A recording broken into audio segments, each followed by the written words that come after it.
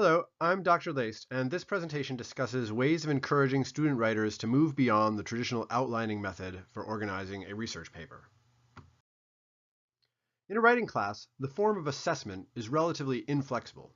The only way to demonstrate a mastery of writing is to write, in one form or another, a requirement which puts certain limits on the UDL principle of allowing students multiple means of action and engagement in a writing class. Whereas science students can demonstrate their comprehension of the theory of evolution through writing, visual models, mathematical formulas, or interpretive dance, writing students are comparatively limited in terms of how their mastery of the skill of writing is expressed and assessed. That said, writing is much more than the typing of sentences onto a page. The commitment of words to a page is an inevitable element of any writing process, but writing is not the same thing as typing. The real work of writing involves the management of executive decisions about what will be included and excluded from the piece of writing, how the piece of writing will begin and end, what kind of overall approach the writer will take to the content, how the content will be organized into discrete paragraphs, and how these paragraphs will be arranged into an intelligible sequence. While the goal of all writers is to organize their ideas, which typically take the form of nonlinear clouds of loose associations, into a linear series of interconnected sentences, the strategies writers use for sorting out their ideas into such a linear series are as diverse as writers themselves. In traditional writing classes, the process of organizing an essay is centered around the hierarchical outline, a list of talking points divided into subordinated categories and arranged in a sequence that mirrors their position in the essay that is being planned. Outlining is indeed a crucial skill.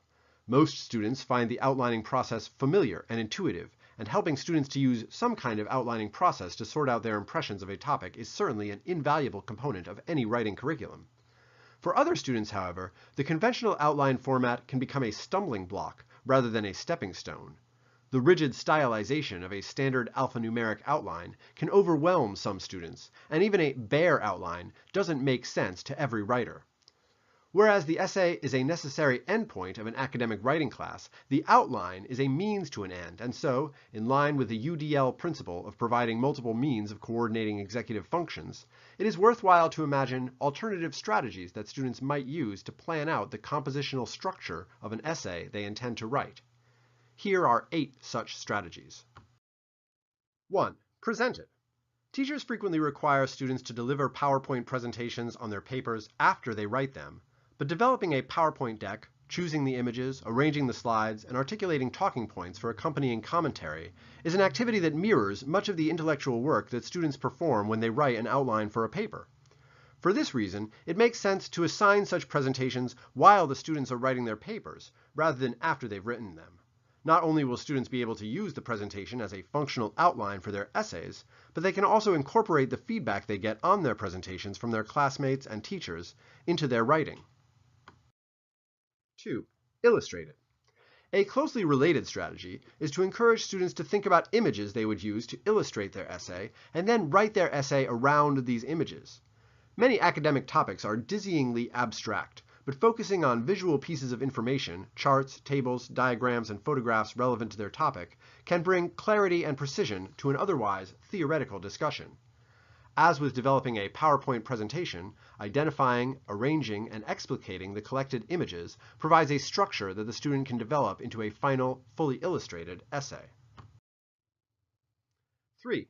Draw it. One of the most useful pieces of advice for student writers is to encourage them to visualize what their finished essay will look like, spread out across the required number of pages.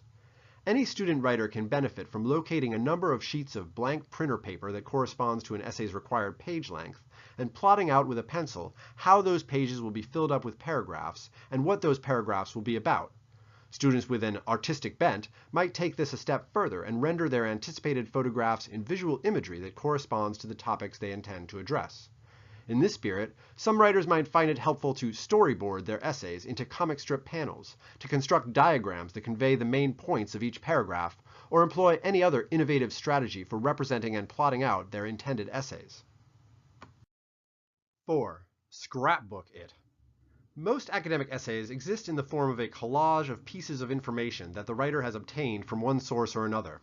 For this reason, the technique of scrapbooking, cutting and pasting using either literal or digital scissors and paste, relevant artifacts into a sequenced compilation is uniquely analogous to the work of assembling such an essay. Certain students might find it an engaging challenge to cut out key quotations, statistics, and images that they have come across in their research and to paste them into a poster, a notebook, or possibly the blank pieces of printer paper that represent their unwritten essays. Scrapbooking an outline is a provocative means to evoke the composite, curatorial nature of academic discourse. 5. Assemble it. Decades ago, it was standard practice for researchers to commit key pieces of information to index cards.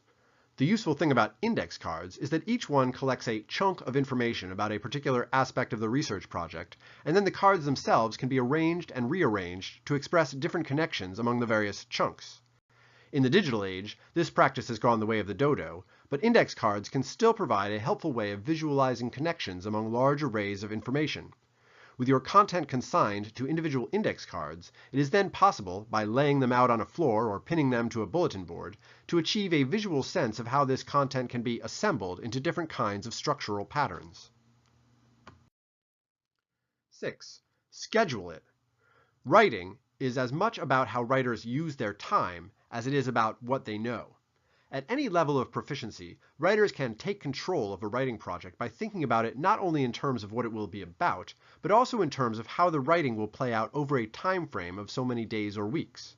If a student has a week to complete an essay, it is useful to look at a calendar of the week and imagine how she will parcel out the task of writing so that the introduction will be written on Monday, the first paragraph on Tuesday, and so on. At the same time that this strategy helps writers manage their time effectively, it also requires them to think about what they will need to have figured out for Monday about what the introduction will say. So the most useful calendar schedule will include notes about content, taking the form of an outline spread out across the fourth dimension. 7. Talk about it. Outlining is generally considered a solitary enterprise, but writing an essay is an inherently social activity at every level, from the other researchers whose work the writer is building on, to the future readers who are the audience for the piece of writing. Inviting students to discuss their works in progress with their classmates emphasizes the storytelling nature of writing, requiring students to consider the crucial question of why someone else should be interested in what they have to say, and also to practice techniques for attracting and retaining their interest. When students describe their writing projects to other students, they intuitively employ rhetorical and structural strategies that can be directly incorporated into their essays. 8. Blog it. These days, everyone is familiar with the genre of the blog-style listicle, the brief article that takes the form of a list: 5 foods that you should stop eating, 6 ways to know if he's cheating, 8 classroom activities to replace outlining, etc. These articles are easy to read and generally easy to write because they strip a topic down to a bare-bones outline of specific subtopics, each one falling squarely under the category of the listicle's thesis.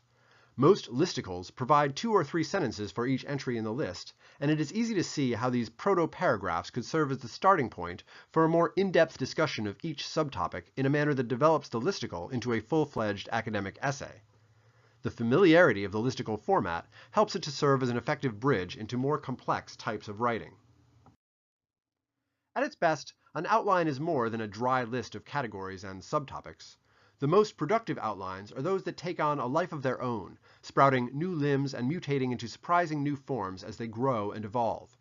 Students who are more engaged in an interactive process of plotting out the shape of their essays are more likely to recognize structural challenges clearly and address them creatively. The more control they have over the process of developing their essays, the more personal and intellectual commitment they are likely to invest in these writing projects.